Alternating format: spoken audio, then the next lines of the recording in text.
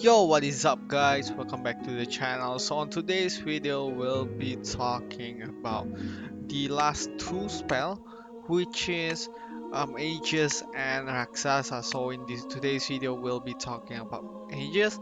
Next video we'll be talking about Raksasa, and with that we can conclude the whole spell card explanation. So um on today's video, Aegis. Aegis is a spell which allows you to AoE absorption, meaning that any units that deals AoE attack, such as we can say Velva, Natus, Zelia, all of the damage will be absorbed. And Aegis is a lane spell, meaning that the whole lane in which Aegis are targeting will be AoE absorption. So if it hits the second unit in the lane, it will AoE absorb. First unit, it will be AoE absorb. So any units at any position will be AoE absorbing. Okay, but there are a few things that I would like to add on Aegis. First is that this spell activates before 14 turn start, meaning that this spell itself will not be active at the start of the battle. This spell basically usually they take turns in either the mid game of round 1 or the late game of round 1 or the start of the second round for the Aegis, which is why usually Aegis are used to counter magicians. But for warriors team, basically not countering because warriors usually hit faster. Okay, so another thing to add, if you are using Aegis, it is good to chain long enough for you guys to activate this spell for the Aegis. Okay, because the spell usually start at the late turn. Okay, so for level 1 we can only target top lane, and the Aegis only took effect for 8 turn. So basically your unit will be like Cecilia, and for level 2 the Aegis lasts for 9 turn. Level 3 you can add another lane, which is the lower lane, plus 4 more turns, 10 turns. Level 5 for the middle lane. Okay, level 6 for the before 13 turn start, and lastly level 7 for the before the 12 turn start.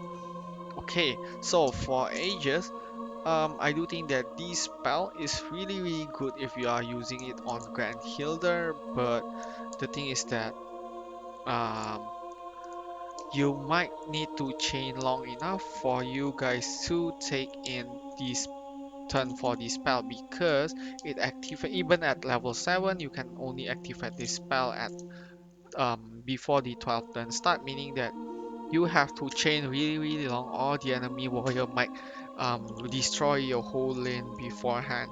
And since a lot of people are using Fenaka's team on the arena, meaning that you will be facing a lot of warriors team compared to magician's team, which usually hits at turn 2. So I do think that this spell is really not good at the current meta, but it do pose a threat for teams who are using seol. But you need to have a really good defender, such as Grand Hilder, because Grand Hilder taunt cannot be nullified, so any mage who will be hitting your team will be taunted by Grand Hilder and AoE absorb.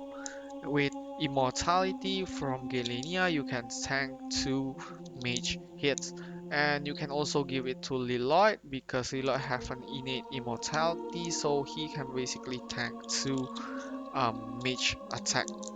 And this spell cannot be removed because this is a spell card. Alright, let us jump into the soul case. So I basically got attacked by a team with Aegis, and funny enough that the Aegis are used on top lane, and he is using a Vidya. I do think that this team will pose more threat if he use seol team, because he can basically tank a lot of attack. Um, he can chain long enough for his taunter to basically taunt and AoE absorb. Alright, and the bad thing is that he is facing my team, which is a Fenaka team. Alright, as you can see, he only chain 4. Alright, then my Sigmund hit. Alright, then my Sigmund got Gungnir. The enemy's boss got Gungnir. Chain attack. Alright, so now in 2 turns we'll be seeing how this spell work. Alright, so basically the whole lane will be AoE absorbing for 9 turns because it is a level 2 spell. Alright, so as you can see here, Natas will hit. Bang. Right, as you can see, Jin hit. Okay, Livia hit. Bang, dies to Chin. And my Alec will hit AoE absorbing Vidya, as you can see here. Imagine if this is Natas and the whole lane still exists.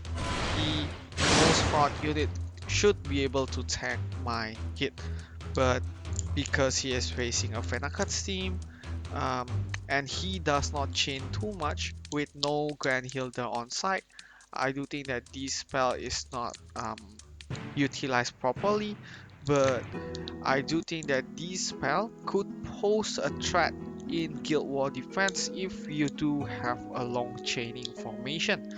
And you can also combine it with charm, making the enemies to chain to so that the enemy need to chain more in order to avoid your charm, and basically enabling Aegis, meaning that your Grand Hilda will be tanking the enemy's warrior without taking much casualty because of the AoE absorption. And even for round 2, the enemy mage will not do much on your team because of AoE absorption. Alright, thank you guys for watching. For newbies, I don't think that you guys should invest on this spell, on the lane spell, on this lane spell, because there is much more good recommended lane spells such as Viper and Orochi. But for Guild War defenders, Aegis could be potentially damaging on the enemy's attack if you are using it on your defense formation. Alright, thank you guys for watching, and I'll see you guys in the next video. Bye bye. お前はもう死んでいる。